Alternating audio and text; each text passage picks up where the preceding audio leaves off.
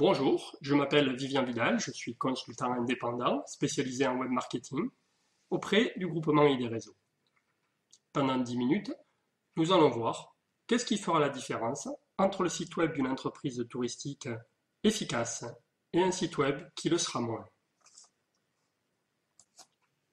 La première chose à bien prendre en considération est qu'au fil du temps, votre site internet n'est plus simplement un outil technique, un petit peu comme on l'envisageait au début du web. Aujourd'hui, votre site internet est à la fois l'outil de communication de votre entreprise et également l'outil de vente de votre entreprise. Cette double compétence, dira-t-on, de votre site internet lui confère une grande importance et nécessite que vous soyez extrêmement intransigeant avec votre site internet.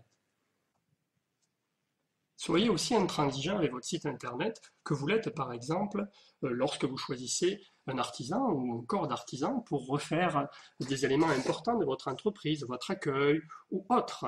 Vous viendrait-il à l'idée de laisser ces artisans libres en leur disant refaites-moi mon accueil? Non, vous savez ce que vous voulez, vous savez vers quoi vous voulez aller, vous savez ce à quoi s'attendent ou veulent obtenir vos clients. Et c'est vous qui allez diriger les travaux quelque part. Votre site internet, c'est pareil. Votre site internet, c'est vous qui allez y mettre votre image, votre positionnement, vos éléments de différenciation. C'est vous qui savez les contenus qu'il faut mettre en avant, de quelle manière il faut intégrer le moteur de réservation, etc. Soyez intransigeant et prenez la main sur votre site internet. On a souvent tendance à analyser l'efficacité d'un site internet dans le secteur du tourisme à partir de 4 éléments fondamentaux. La première brique, c'est la séduction.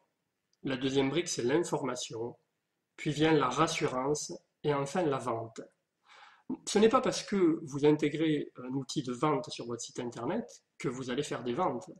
La vente n'est que la dernière brique et pour amener un client potentiel à acheter quelque chose sur votre site internet, il va falloir avant tout le faire passer par les 3 briques d'avant et surtout ne pas le perdre pendant ces passages-là. La première étape que votre site internet doit réussir est l'étape de séduction. À ce moment-là, on cherche simplement à faire ressentir aux visiteurs ce que l'on est et ce que l'on veut qu'ils comprennent de nous. On veut mettre en avant aux visiteurs le pourquoi ils pourraient venir chez nous. C'est assez subtil, c'est ce qu'en marketing on appellera le positionnement, c'est ce que vous pouvez vous poser comme question avec la fameuse question « Qu'est-ce que je suis ?» Et c'est cela qui doit transparaître dès le départ de votre site internet. Vous voyez sur ces exemples qui sont présentés, par exemple la page d'accueil d'un hôtel avant et après une réflexion marketing. C'est le même hôtel et pourtant les deux images n'apportent pas du tout la même sensation aux visiteurs. Pour regarder un autre exemple avec un restaurant avant et après intégration du positionnement marketing sur cette phase de séduction. C'est là aussi le même restaurant, mais quelqu'un qui arrive sur cette page-là ne ressent vraiment pas du tout la même chose. Quelques règles primordiales au niveau de la séduction. Les graphismes, les visuels doivent être forcément de grande qualité et adaptés au positionnement marketing que vous avez choisi. Les visuels doivent plutôt être immersifs, donc mettre le visiteur déjà dans le produit, éventuellement intégrer des personnages en situation sur ces visuels, rendre le produit instantanément plus vivant. Et puis, un point très important au niveau de la séduction est l'adaptation de votre site internet aux outils mobiles.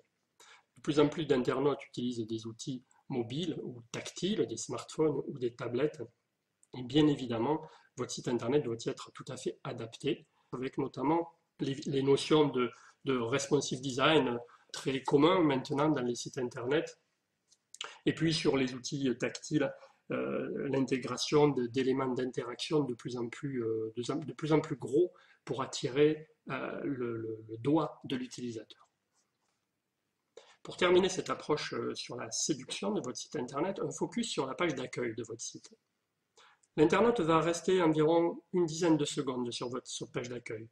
Vous avez 10 secondes pour qu'il comprenne qui vous êtes, où vous êtes, qu'est-ce que vous vendez et qu'est-ce que vous attendez de lui. C'est-à-dire, où est-ce que vous voulez qu'il clique pour aller, par exemple, dans votre site Internet?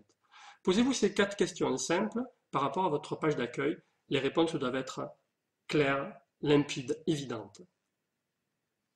Une fois que l'internaute a passé la phase de séduction, il va chercher à s'informer sur vos produits. Là, bien sûr, dans votre site Internet, on doit retrouver une approche éditoriale qui soit cohérente avec votre positionnement. Mettez des textes, bien sûr, pour le référencement naturel, c'est important, mais également pour l'internaute. Ces textes doivent être organisés de manière cohérente, avec des niveaux de lecture organisés, avec des têtes de paragraphes, des sous-titres, etc. Pensez que vous ne décrirez finalement jamais assez les produits que vous voulez vendre.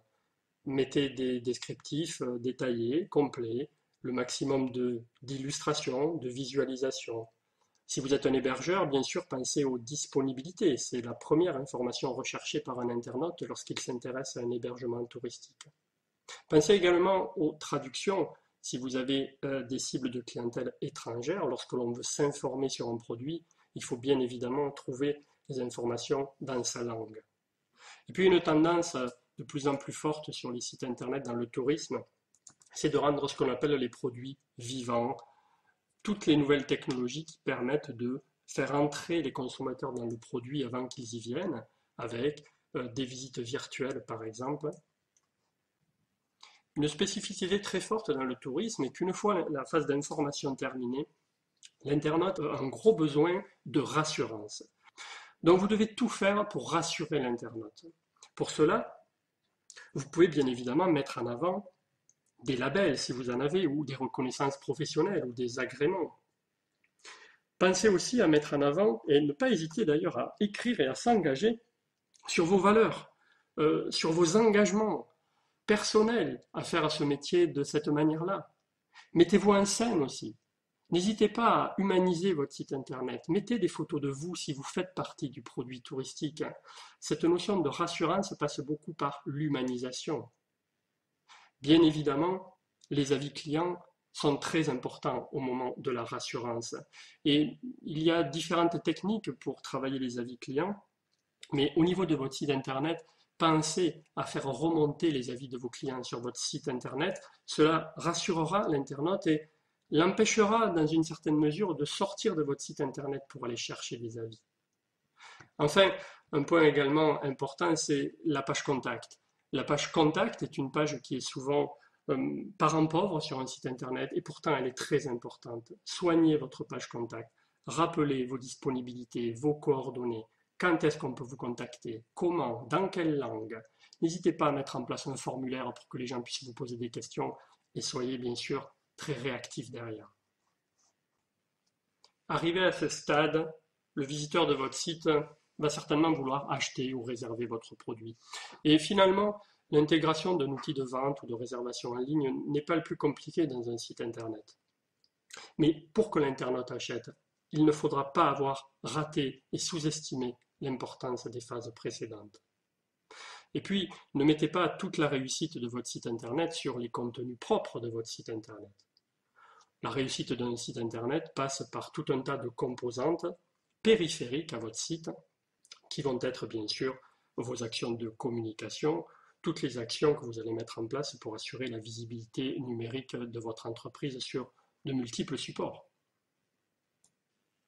Enfin, et pour terminer, si vous vous engagez dans un travail de refonte de votre site internet et que vous souhaitiez faire appel à un prestataire extérieur, travaillez votre cahier des charges. C'est vous qui devez définir ce que vous voulez et ce que vous ne voulez pas. Le cahier des charges vous servira à avoir un document contractuel avec votre prestataire où les rôles de chacun seront clairs et précisés. Le cahier des charges va caler votre contenu et votre stratégie. Vous allez y présenter votre activité, votre projet, votre positionnement. Vous allez pouvoir mettre en avant des sites que vous avez repérés et ce vers quoi vous voudriez tendre. Dans votre cahier des charges, n'hésitez pas à aller assez loin dans l'arborescence du site que vous souhaitez mettre en place. Peut-être même des exemples de pages au niveau des pages stratégiques comme la page d'accueil ou la page d'un produit ou l'intégration de votre module de réservation. Soyez clair également sur des notions techniques comme votre nom de domaine ou votre hébergement. Précisez bien au prestataire pour le choisir les livrables que vous voulez obtenir. Est-ce qu'il va falloir qu'il vous fasse des maquettes? Combien? Pourquoi? Quel est le planning prévu? Quel est le phasage de travail? Quel est le devis qui va se caler sur ce phasage-là?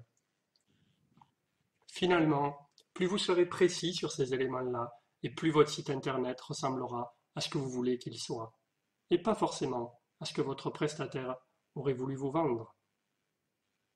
Je vous remercie beaucoup pour votre attention et je vous convie à nous retrouver très bientôt pour un nouvel atelier Qualité Sud de France.